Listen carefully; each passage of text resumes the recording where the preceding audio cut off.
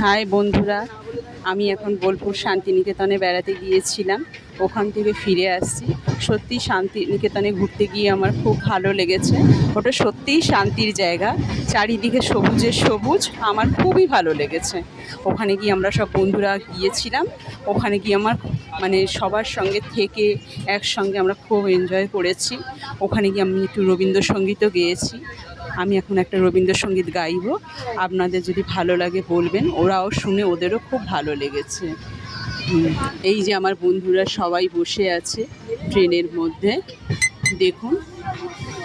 কেউ জানলার ওইদিকে বসে আছে, কেউ এইদিকে বসে আছে, কেউ এখানে বসে আছে। আমি রবীন্দ্রসঙ্গীত গাইছি, ওরা সবাই খুব এনজয় করছে, ওদের খুব ভালো লাগছে। আপনাদেরও যদি ভালো লাগে আমি তাহলে একটা রবীন্দ্রসঙ্গীত আপনাদের শোনাবো।